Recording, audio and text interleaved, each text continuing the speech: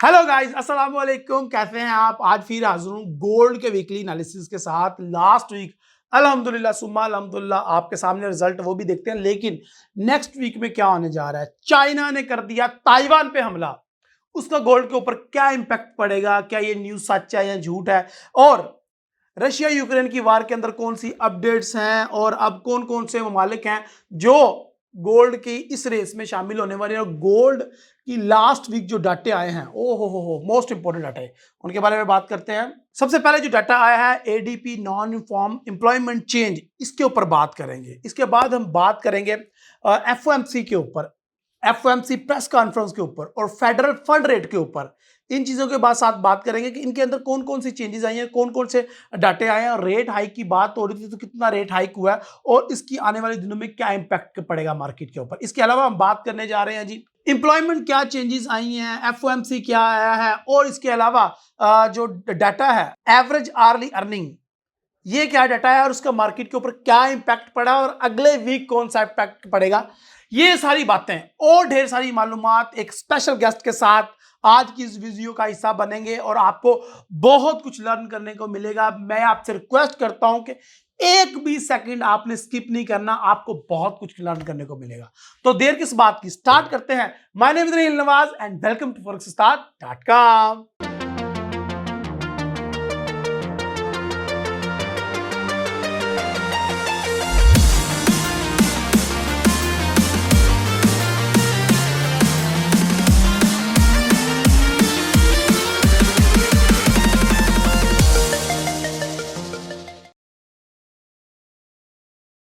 जी हाँ my dear friends, अल्हम्दुलिल्लाह सुम्मा अल्हम्दुलिल्लाह लास्ट वीक जिस तरीके से मैंने बताया है कि मार्केट 1850 के लेवल को आकर टच करेगी और जस्ट मार्केट ने वहां पे आकर अल्हम्दुलिल्लाह टच किया है। वहां पे बाय के पेंडिंग ऑर्डर हिट हुए हैं लोगों के, और अल्हम्दुलिल्लाह सुम्मा अल्हम्दुलिल्लाह जिन जिन लोगों ने मेरी ये एनालिसिस देख के ट्रेड लगाई थी वो बहुत खुश हैं। 2 दफा उन्होंने प्रॉफिट टेकिंग की है, वो कैसे, वो आगे चल के आपको बता दिया जाएगा।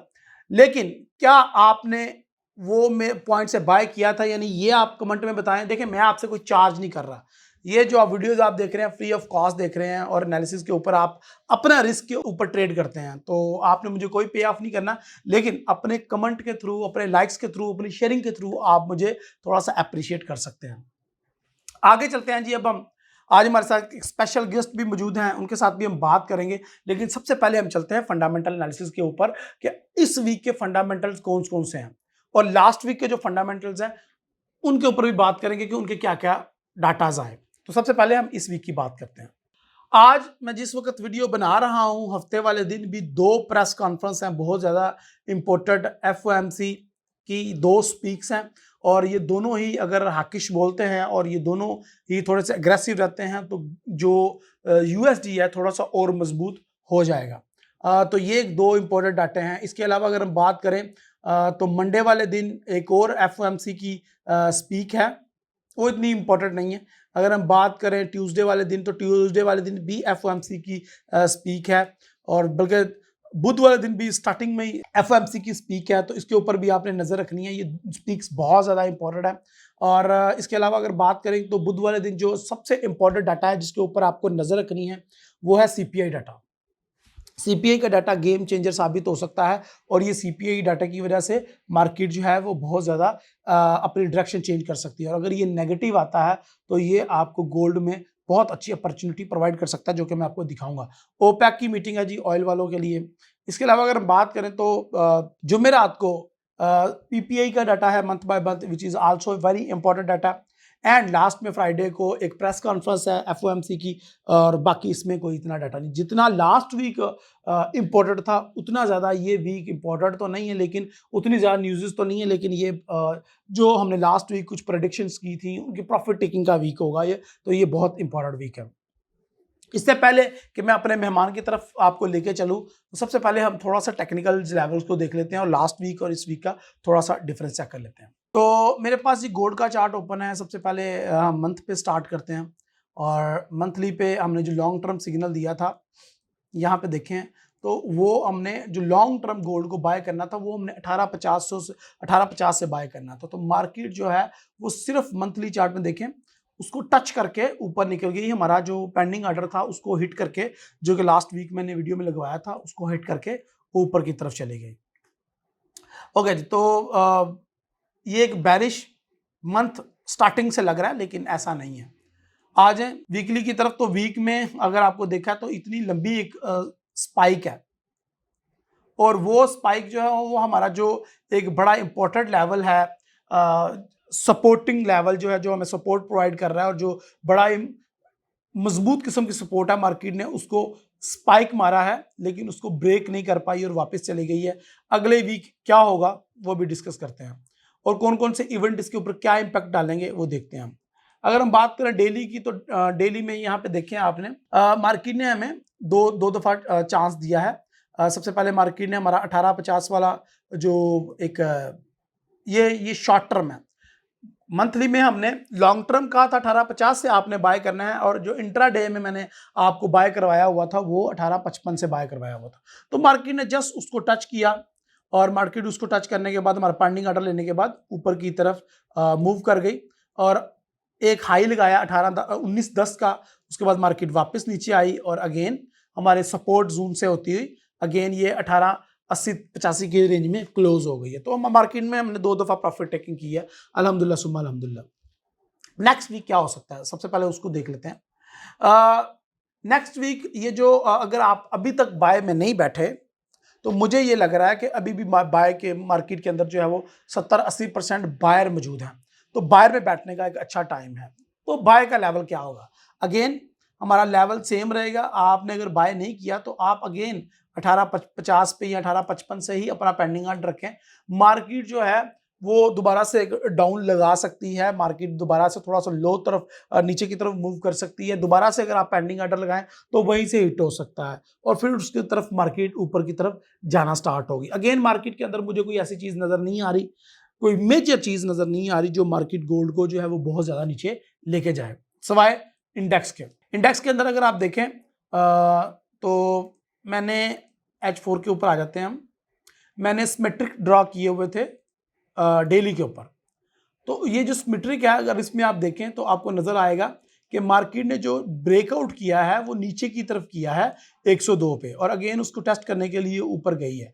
अब यहां से उसको वापस नीचे आना है रीटेस्ट करने के बाद 100 के वैल्यू पे। अगर ये 100 की वैल्यू पे आ जाती है तो जिस तरह मैंने लास्ट वीडियो में बताया था, गोल्ड 1950 1960 की रेंज में ट्रेड होना स्टार्ट हो जाएगा। लेकिन अगर ये 100 के करीब आता है तो, बट FOMC की बैक टू बैक स्पीक्स, जो हमारी 3-4 स्पीक्स आ रही हैं, उनकी वजह से थोड़ा सा काम जो है वो दोबारा से ये स्पाइक हाई की तरफ लगा सकता है। मार्केट ऑलरेडी अपने एक रेजिस्टेंस लेवल पे है, हम यहाँ पे लेवल क्रिएट कर देते हैं। तो यहाँ पे देखें मार्केट अपने रेजिस्टेंस लेवल पे है, तो यहाँ से जो ज्यादातर चांसेस हैं वो यही है कि मार्केट जो है वो नीचे की तरफ मूव करनी चाहिए। लेकिन ये इसको थोड़ा सा दोबारा से सभी स्पाइक बना के अगले दिन दोबारा से इसको टेस्ट कर सकती है, but it does not mean कि उसने अपने हाई को टेस्ट किया तो वो ब्रेक करेगी। ब्रेक कर भी सकता है कुछ कंडीशंस में, वो ऐसी कंडीशंस है मैं आपको पहले बता देता हूँ।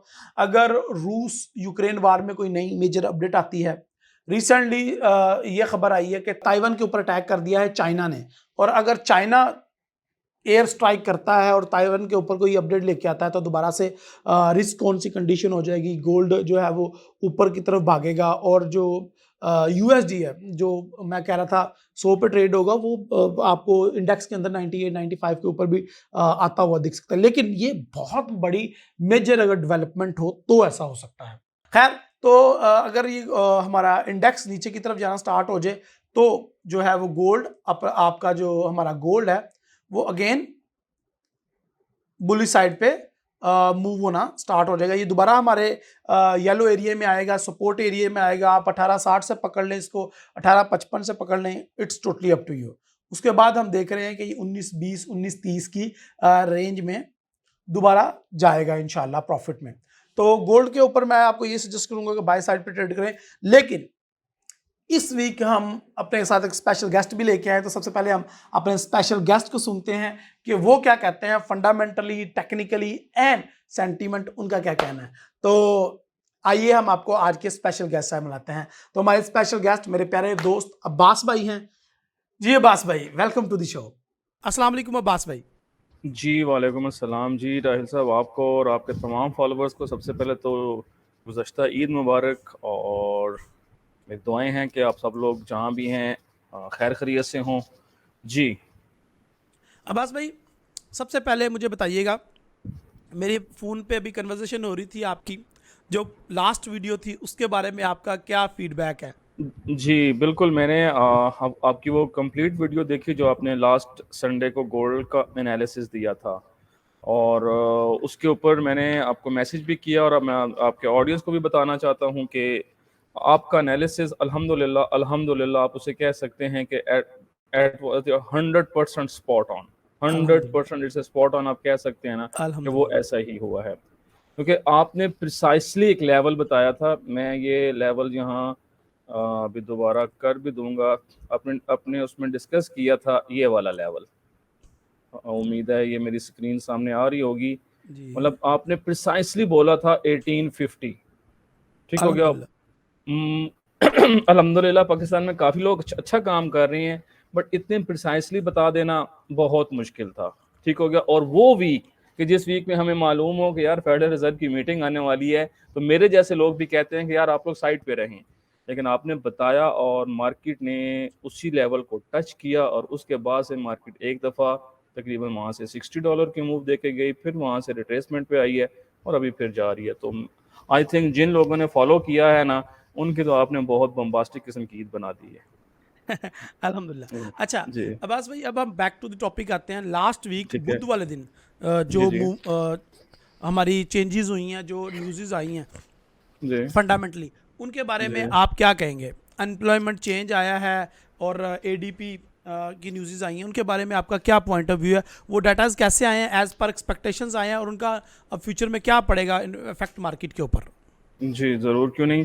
देखें, जो सबसे की इवेंट था वो हर एक को मालूम है कि वो फेडरल रिज़र्व की मीटिंग थी, और मीटिंग से पहले ही ये स्पेकुलेशंस थी कि ये 50 पॉइंट बेसिस का जो रेट हाइक है ये करेंगे, ठीक हो गया। और ये यूएस की हिस्ट्री में शायद एक आध दफ़ा उन्होंने पहले किया है, वो इतने ज़्यादा अग्रेसिव नहीं होते। अब उनके अग्रेसिव होने की वजह हमें समझ आ रही है, क्योंकि एनर्जी के जो प्राइसेस हैं वो कंट्रोल में नहीं आ रही हैं, तो बैंक्स के पास इसके अलावा कोई सोल्यूशन नहीं होता। सो उन्होंने ये रेट हाइक कर दिया। अब अगर आपने वो पूरी की पूरी प्रेस कॉन्फ्रेंस देखी हो, क्योंकि जो बाकी चीज़ें थी तो वो अंडरस्टैंडेबल थी, उनमें कोई ख़ास ऐसी कोई मतलब उनकी प्रोजेक्शन में चीज़ नहीं थी, ठीक हो गया। प्रेस कॉन्फ्रेंस में जो उनका फेड चेयर जे पावल साहब है ना, वो थोड़े से ना अनसर्टन नज़र आए। मतलब मैं कंफ्यूज का वर्ड यूज़ नहीं करता, अनसर्टेनिटी थी उनकी चीज़ों में, क्योंकि जितने भी वहाँ पैनल में लोग बैठे हुए थे ना जो क्वेश्चन कर रहे थे, तो वो उन्हें प्रॉपरली एड्रेस नहीं कर पा रहे थे। मतलब उनके पास आप यूँ कह सकते हैं ना कि यार मैंने ये एक्शन कर दिया है एंड आई डोंट नो कि इसका रिजल्ट क्या होगा। सो अभी उन्होंने रेट हाइक तो कर दिया है, ठीक है। अब वो जो नेक्स्ट मीटिंग है उन्होंने मतलब इसमें साफ कहा था कि 50 पॉइंट बेसिस का एक और भी रेट हाइक हमारे टेबल के ऊपर मौजूद है, ठीक है। तो रेट हाइक वो फर्दर भी कर सकते हैं, लेकिन उन्होंने कहा कि हम जो है ना डाटा डिपेंडेंट हैं, हम इनकमिंग डाटा को देखेंगे। अब बात करता हूँ डाटे के ऊपर। देखें, अगर आप यील्ड कर्व वगैरह को देखते हैं ना, तो यील्ड कर्व की इन्वर्जन पहले से ही बता देती है 6 मंथ 8 मंथ्स पहले से ही कि किस कंट्री की मार्केट जो है ना वो रिसेशन की तरफ जा रही है, ठीक है। सो इनके जो हालात हैं ये अब लग ऐसा रहा है कि ये जो इन्फ्लेशन का हिसाब किताब है ना, ये यूके यूएस और इन मार्केट्स को ना रिसेशन की तरफ लेके जा रहा है। कौन कौन सी चीज़ें बताएंगी? आपकी एम्प्लॉयमेंट का फिगर बताएगा, ठीक हो गया। आपकी जो ग्रोथ है वो बताएगा। यूएस का इससे पहले जो जीडीपी है वो कॉन्ट्रैक्ट हो चुका है, आपको पता है। लास्ट फिगर जो उनके आए हैं वो -1.4 हैं। माइनस का मतलब ये नहीं होता कि कोई नेगेटिव है, मीन कि ये कॉन्ट्रैक्शन को शो करता है, ठीक हो गया। उसके बाद उनके जो आईएसएम के डाटे थे उसके अंदर जो एम्प्लॉयमेंट का कंपोनेंट है वो भी मिस होना शुरू हो गया है। फ्राइडे वाले दिन इनके एनएफपी का डाटा था। ऑल दो हेडलाइन नंबर ठीक था, अच्छा था, 478K की जॉब्स हुई हैं, लेकिन जो अनएम्प्लॉयमेंट रेट है, अनएम्प्लॉयमेंट रेट 3.5 से 3.6 हो गया है, ठीक है। तो ये एक अलार्म है। अब आने वाले टाइम में अगर ये चीज़ें कंटिन्यूस रहती हैं तो जो मुझे लग रहा है कि डॉलर इंडेक्स जहाँ पर खड़ा है ये शायद अब यहाँ से ना इसकी एक पीक डेवलप हो जाएगी और इसके अंदर हम अब एक क्या कहते हैं कि डाउनवर्ड मूव देखेंगे। ये डॉलर इंडेक्स का चार्ट आपके सामने है, क्योंकि देखें एफएमसी के बाद अगर हम देखें तो कुछ इस तरह की खातर खा किस्म की मूव डेवलप नहीं हुई। 103 ठीक है, 103 का के ऊपर 103.65 पे खड़ा है इस टाइम डॉलर इंडेक्स, और ये 104 का जी हाई जी लगा बिल्कुल। के आया है। और ये मुझे ये बताइएगा कि मैंने अपनी ऑडियंस को ये कहा था कि ये जो 104 का हाई है ये ऑल टाइम हाई दोबारा से लगा है, एक दफ़ा दोबारा से मार्केट वहाँ पे आई है, और अब ये 100 के अराउंड जी अबाउट ट्रेड होना स्टार्ट हो जाएगा आने वाले वीक्स जी में। आपको क्या लगता है कि ये वाकई जी 100 के ऊपर या 99, 98, 100, 101 के ऊपर ट्रेड होना स्टार्ट हो जाएगा डॉलर इंडेक्स? मैं बताता हूँ आपको। देखें ये ऐसा एक स्ट्रॉन्ग किस्म का लेवल है और लगता नहीं कि मार्केट इसको क्रॉस करे या कहीं और जाए, तो ये यहाँ से वापस आने की इसकी प्रोबेबिलिटीज़ भी ज़्यादा हैं, चांसेस भी ज़्यादा हैं। ठीक हो गया। अब हमें ना थोड़ा सा समझना है कि ये करेंसी इंडेक्स है क्या। हमें मालूम है कि currency index is a composition of other currencies, जो अभी 8-9 मेजर करेंसीज हैं। ठीक है, अब अगर वो करेंसीज ऑलरेडी इनसे भी फर्दर डाउन है, ठीक है, तो उसका एडवांटेज यहाँ इनको रहना है। ओके, ठीक जिस हो तरह गया। के पाउंड है तो वो भी डाउन है, हमारा यूरो है वो देखें भी गिर रहा है। अब मैं वही एक्सप्लेन करने आ रहा हूँ ना कि देखें जो ये जंग चल रही है रशिया यूक्रेन की, ठीक है, यूएस तो उसके अंदर कहीं इन्वॉल्व भी नहीं है। ठीक है, ना ही यूएस का कोई ट्रेड वॉल्यूम रशिया यूक्रेन के साथ बहुत बड़ा है, ना वो वहाँ कोई एक्सपोर्ट भेजता है, ना ही वहाँ से कोई इंपोर्ट लेता है। ठीक हो गया। सो उसका तो कोई प्रॉब्लम नहीं है, लेकिन यूके एंड यूरोपीय यूनियन की तो पूरी इकोनॉमी ही डिपेंड उन पे करती है। हाँ, मतलब एवरीबडी नोज कि जी 40% जो उनकी एनर्जी की रिक्वायरमेंट है वो रशियन गैस पूरी करती है। अब अगर उनके पास नहीं होती तो इस विंटर सीजन में उनकी तो इकोनॉमी बैठ जाएगी। सो उसका जो इम्पैक्ट है वो डॉलर को स्ट्रेंथ दे रहा है। अदरवाइज ये यहाँ से और ये जो बार एक ऊपर बनी है ये भी ना बनती है, ये क्लोज ही यहाँ होता। ठीक हो गया। अब ये प्रॉब्लम है कि भाई जो इसके कंपोनेंट हैं यूरो और पाउंड, ठीक है, उनके अंदर स्ट्रेंथ नहीं है। अभी मैं थोड़ा सा टॉपिक लेंथी ना हो जाए क्योंकि हम स्पेसिफिक गोल्ड को डिस्कस कर रहे हैं। अब बैंक ऑफ इंग्लैंड की मीटिंग थी थर्सडे को, तो बैंक ऑफ इंग्लैंड ने भी रेट तो हाइक की है, लेकिन साथ में उन्होंने क्या बताया है, सादा लफ्जों में कहूं, उन्होंने कहा है भाई रेट तो हाइक कर रहे हैं लेकिन आगे खाई है, हम गिरने वाले हैं। अब मुझे बताएं कि आप जब मतलब एक बैंक को रिप्रेजेंट कर रहे हैं और आप उन्हें कहेंगे भाई आगे तो हालात बहुत ख़राब होने वाले हैं, हम तो रिसेशन में जा रहे हैं, तो ऐसी सूरत में कोई कोई बंदा पाउंड के अंदर बाय में बैठेगा नहीं भाई, लोग तो फिर डॉलर को परचेज करेंगे, पाउंड को सेल करेंगे। सिमिलर सिचुएशन यूरो की तरफ हो रही है। हाँ, यूरो में एक थोड़ी सी स्ट्रेंथ इस वीकेंड में डेवलप हुई है, लेकिन चूंकि हमारा टॉपिक गोल्ड है तो हम गोल्ड पे रहते हैं। सो डॉलर इंडेक्स यहाँ पर रह सकता है। बस एक चीज़ है कि ये जो क्राइसिस है ना यूक्रेनियन रशियन वाला, ये जो ही सेटल डाउन होता है ना तो आपको यहाँ से डॉलर के अंदर बहुत अच्छी सेलिंग अपॉर्चुनिटीज यानी मिलेंगी। कि अभी आपको लग रहा है कि आने वाले वीक में जो हमारा 7 तारीख से लेके 10-12 तारीख तक वीक है, उसमें आपको लग रहा है कि डॉलर यहीं पे एक साइड वेव मूव पे चला जाएगा और मार्केट जो है। जी आप इसको रेंजिंग कह सकते हैं। थोड़ा नीचे आके फिर इसी लेवल पे क्लोज हो जाएगा। मतलब फर्दर डायरेक्शन जो है ना वो थोड़ा क्या टाइम आपको लगेगा लगता है सेटल कि डाउन ये होने में। ब्रेक कर पाएगा इसको, 104 को दोबारा 105 तक जाएगा? कोई नया रिकॉर्ड बनता हुआ नजर आ रहा है? कर भी सकता है और उसकी वजह के अगर तो चीज़ें मिस होना शुरू हो जाती हैं। ठीक हो लाइक गया। कौन कौन सी चीजें हैं? मैं बताता हूँ आपको कि जो ये वॉर चल रही है इसके अंदर कोई स्ट्रेंथ आ जाती है। ठीक हो गया। और जो इनकी लैंग्वेज है, ठीक है, जो इनके एफएमसी के मेंबर्स हैं, जैसे अभी नेक्स्ट वीक में इनके कुछ मेंबर्स ने बातें करनी है। अभी भी ये जो फ्राइडे वाले दिन की एक रैली हमें नज़र आई है, इसके अंदर आप देख सकते हैं कि उनके मेंबर जो है ना वो अब 75 पॉइंट बेसिस की बात कर रहे हैं रेट हाइक की। तो उस वजह से डॉलर को एक सपोर्ट मिली है। ठीक हो गया।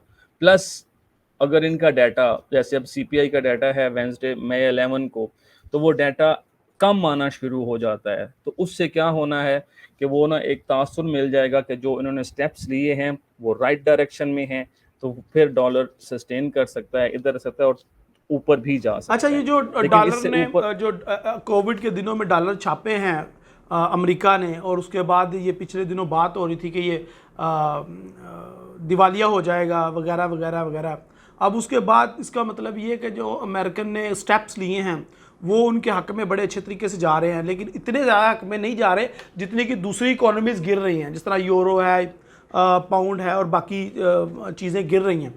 तो क्या आपको क्या लगता है, स्पेसिफिकली मुझे बताएं कि इनकी पॉलिसी ज़्यादा अच्छी हैं या दुनिया बाकी सारी गिर रही है तो ये चढ़ रहे हैं? नहीं, देखें, ये तो मैं पहले भी डिस्कस कर गया हूँ ना कि इस वक्त जो इनके कंपेटिटर्स हैं ना, अगर हम चाइना की बात कर लें तो हमें मालूम है कि चाइना अभी तक कोविड के केसेस से ही नहीं निपट पाया। ठीक है, उनके आप अगर ये लास्ट पीएमआईज वगैरह के देखें ना, तो वो काफ़ी हॉरेबल किस्म के नंबर्स हैं। ठीक है, और वहाँ पर बीजिंग शंघाई में अभी भी लॉकडाउन लगा हुआ है। ठीक हो गया। यूएस में उस तरह की सिचुएशन नहीं है, हालांकि डेथ रेट जो पिछले कोविड से हैं वो यूएस में ज़्यादा हुए थे। अब तो उन्होंने क्या किया है कि जो उन्होंने मार्केट में मनी इंजेक्ट की थी ना, अब जिसे वो बैलेंस शीट रिडक्शन का नाम दे रहे हैं, अब तो वो पैसा मार्केट से उठा रहे हैं। ठीक है, क्यों उठा रहे हैं कि वो समझते हैं कि पैसा ज़्यादा होने की वजह से महंगाई ज़्यादा है, तो हम इस मार्केट को, इस मनी को मार्केट से निकालेंगे। ठीक है, तो ये रेट हाइक का मकसद यही होता है कि पैसा बैंक के पास वापस आ जाए। ठीक हो गया, तो वो ये कर रहे हैं फॉर द टाइम बीइंग। जो है ना, अभी तक यूएस की इकोनॉमी में कोई डेंट नहीं है। अगर आप एनएफपी का हेडलाइन नंबर देखते हैं तो 478 के एक मंथ में एक बहुत तगड़ा नंबर है जॉब्स का। ठीक है, ये चीज़ें बाकी इकोनॉमीज़ में नहीं है। यूके की इकोनॉमी स्टैग्नेशन का शिकार होने वाली है, वहाँ ग्रोथ स्लो हो रही है, इन्फ्लेशन ओवर द होराइजन है। सेम यूरोप का भी प्रॉब्लम है। तो यूएस अभी तक बचा हुआ है, बट देखें कि जो स्ट्रॉन्गर डॉलर होता है ना, इससे आपका बैलेंस ऑफ पेमेंट भी डिस्टर्ब होता है, तो लॉन्गर टर्म में उस पर भी ना नेगेटिव इफेक्ट्स आते हैं। लेकिन ये करंट वीक डॉलर को आप रेंजिंग में देख सकते हैं, ये हल्की फुल्की करेक्शन कर सकता है 104 से, वो फिर नीचे आके 102 वगैरह एरिया से फिर ऊपर जा सकता है। बात चूंकि हमने गोल्ड की करनी है, तो गोल्ड के लिए अभी भी पॉजिटिव सिनेरियोज हैं।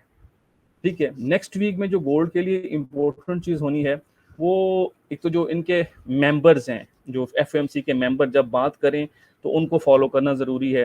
वो अगर एक तगड़ा स्टैंस रखते हैं, एक हॉकी स्टोन बिल्ड करते हैं, तो फिर आपको देखना होगा कि गोल्ड में जो अपसाइड मूव है वो थोड़ी कैप होती नज़र आ सकती है। Number one. Number two, Wednesday वाले दिन सीपीआई का डाटा है, इसको ज़रूर देखें। सीपीआई का डाटा अगर एक्सपेक्टेशन से बढ़ जाता है तो इसका मतलब है कि इन्फ्लेशन तो कंट्रोल नहीं हो रही, गोल्ड फिर ऊपर भागेगा।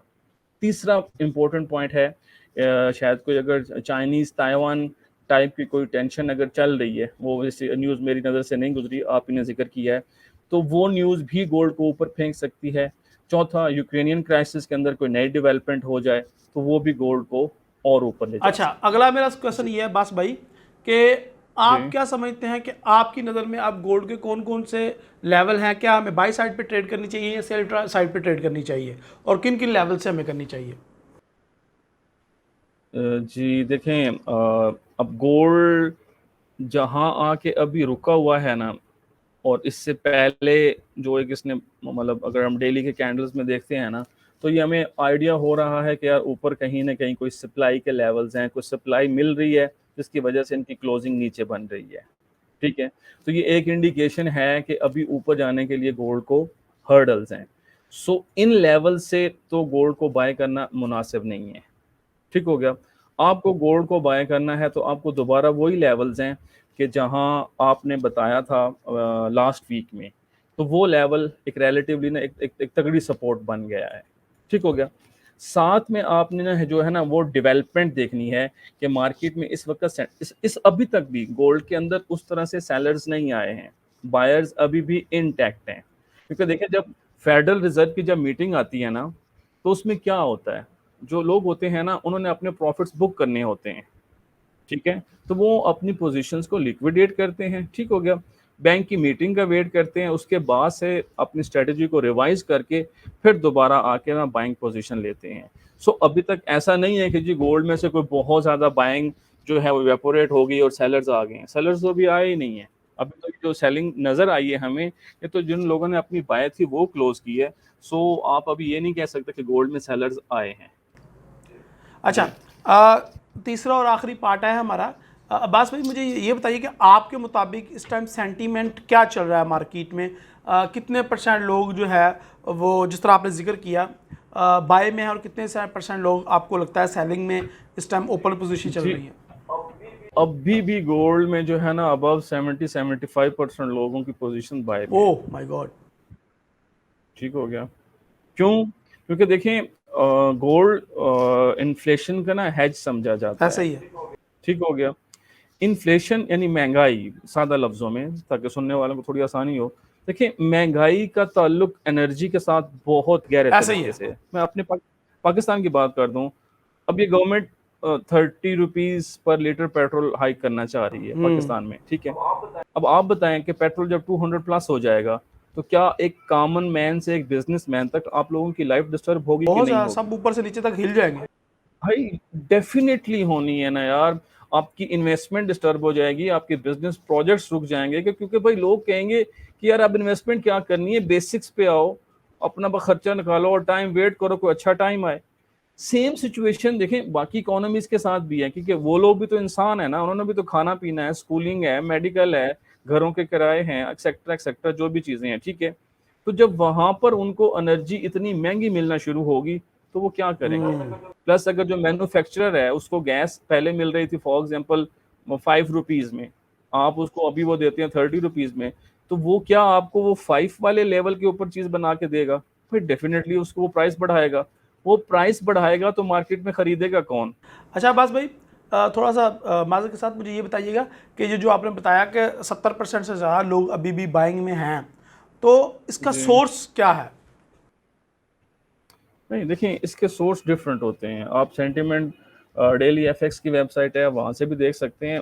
मैं जो ये बात कर रहा था, हम चूंकि कॉर्ट रिपोर्ट वगैरह को फॉलो करते हैं, तो इसके अंदर भी जो नेट लॉन्ग पोजीशंस है ना वो 76% के करीब है। लेकिन ये लाजिम नहीं होता कि ये पूरी मार्केट को कवर कर रहे हो। ठीक हो गया ना? इसमें कुछ वेरिएशन हो सकती है, बट ओवरऑल अगर के कहा जाए ना, तो आप कह सकते हैं कि 70 to 75% लोग अभी भी गोल्ड के अंदर। अच्छा, ये जो सेंटिमेंट होता है ना, टाइम टू टाइम वेरी यस करता है। एग्री। ठीक ठीक होगा ना? देखे ना, अब मंडे का दिन आया है, उस दिन हो सकता है कोई ऐसी न्यूज आई हो तो एट दैट टाइम ढेर सारे लोग सेलिंग सेलिंग में आ गए हों। ठीक हो गया ना? ट्यूसडे वाले दिन क्या हो, फिर दोबारा उन्होंने पोजीशन खत्म कर दी हो, फिर एक बाइंग पोजीशन खड़ी हो गई हो। तो सेंटीमेंट भी जो होता है ना वो डेली चेंज होता रहता जिस तरह मार्केट में हम एक दिन हर दिन एक जैसा नहीं रहता। अब्बास भाई है। ऐसे ही बहुत है। शुक्रिया आपका टाइम देने का, और जी इंशाल्लाह हमारी ऑडियंस आपको बहुत मिस करती है, तो मैं उम्मीद करता हूँ आप आगे भी हमें टाइम देते रहेंगे और इंशाल्लाह मिलके ये जी वीडियोस जी बनाते जी, रहेंगे। मुझे खुद देखें आपके चैनल से मुझे ढेर सारी इन्फॉर्मेशन मिलती है। ठीक है, मैं रेगुलर आपके चैनल को फॉलो करता हूँ। ठीक हो गया। और इवन जो मेरी कम्युनिटी में जो मेरे दोस्त यार हैं जो इस बिज़नेस से मुंसलिक हैं, तो वो भी आपको फॉलो करते हैं, और सिर्फ फॉलो नहीं करते बल्कि आपकी बताई हुई गाइडलाइंस के ऊपर ना वो अमल करके तो अपनी ट्रेडिंग को ना और ज़्यादा पॉजिटिव बनाते हैं। तो इंशाल्लाह इंशाल्लाह थोड़ा पहले माह रमज़ान था तो थोड़ी एनर्जी भी कम होती है, कुछ एक्टिविटीज़ भी ऐसी थी। तो अभी मैं इंशाल्लाह इंशाल्लाह रेगुलर हूँ और मेरी पूरी कोशिश होगी कि मैं आपके हर जो है ना इस प्रोग्राम में, एनालिसिस के प्रोग्राम में अवेलेबल हूँ। बहुत शुक्रिया अब्बास भाई, ठीक है। इंशाल्लाह। ओके जी, थैंक यू, अल्लाह अल्लाह हाफ़िज़, हाफिज़। अपना ख़्याल रखें। अस्सलाम वालेकुम वालेकुम। सलाम। जी माय डियर फ्रेंड्स, जैसा कि आपने अब्बास भाई के से सुना, उन्होंने जो लेवल ड्रॉ किए हैं, उनके जो लेवल्स आपने सुने, फंडामेंटल के बारे में, फेडरल फंड्स रेट के बारे में, एफओएमसी के बारे में, अमेरिकन जॉब्स के बारे में जो उन्होंने बात की है, ये बहुत ज़्यादा इंपॉर्टेंट चीज़ें थी जिनके ऊपर अब्बास भाई ने बात की है। और मैं आपको यही मशवरा दूंगा कि मैं या अब्बास भाई कोई फाइनल वर्ड नहीं है, हम छोटे से एनालिस्ट हैं। आपने मार्केट के ऊपर नजर रखनी है। अगेन ट्विटर पे नजर रखें, जो फॉरेक्स उस्ताद का ट्विटर है उसको लाजमी फॉलो करें। हमारे फेसबुक पे नजर रखें, हमारे यूट्यूब चैनल पे नजर रखें। जैसे ही कोई मेजर डेवलपमेंट होगी मैं ट्वीट करके या यूट्यूब की वीडियो बना के आपको अपडेट कर दूंगा। लाइव स्ट्रीम देखना ना भूलें। लाइव स्ट्रीम में इस दफा इंशाल्लाह स्पेशल गेस्ट है आपके लिए, उनको उनके साथ आप मिलेंगे, गपशप करेंगे। अगर मैं समराइज करूं तो समराइज ये है कि गोल्ड जो है वो हमें कोई ऐसी चीज़ नज़र नहीं आ रही जो गोल्ड को बहुत ज़्यादा नीचे लेके जाएगी। अगर इंडेक्स ऊपर की तरफ जाता भी है 104 को ब्रेक करके 5 की, तो गोल्ड इतना ज़्यादा नीचे नहीं आएगा कि वो छप्पड़ फाड़ के नीचे आ जाए। गोल्ड क्रैश नहीं करेगा। गोल्ड बहुत ज़्यादा मजबूत करेंसी है और एक सेफ हेवन टाइप है। आपको पता है रूस Ukraine, China Taiwan, Pakistan India, इनके मामला बहुत ज़्यादा जो है वो संगीन है और ये किसी भी टाइम सर उठा लेते हैं। तो गोल्ड जो है वो फिर तो बाई साइड पे, इसलिए मैं ट्रेड करना रिकमेंड करता हूँ। So my dear friends, scalping कर रहे हैं तो बाय साइड स्कैल्पिंग करें। जैसे ही मार्केट सपोर्ट पे आती है उसको बाय करें, रेजिस्टेंस पे जाती है तो सेल करने की ट्राई हरगिज ना करें। एंड वीडियो कैसी लगी यार कमेंट में जरूर बताइए। अब्बास भाई ने देखे कितना टाइम दिया है, मैंने कितना टाइम दिया, कितनी मेहनत की है। लास्ट वीक की जो वीडियो है अल्हम्दुलिल्लाह सुम्मा अल्हम्दुलिल्लाह सेम लेवल पे जाके हिट की है। और अब्बास भाई का मैं बहुत शुक्रगुजार करता हूँ कि वो हमारे चैनल को वॉच करते हैं एंड उन्होंने इतना अच्छा फीडबैक दिया है। आपका फीडबैक भी जरूरी है, वो भी कमेंट में दें। मुझे अपनी दुआ में याद रखें। अगले वीक दोबारा मिलते हैं इससे भी ज्यादा पावरफुल वीडियोस के साथ। अल्लाह हाफिज।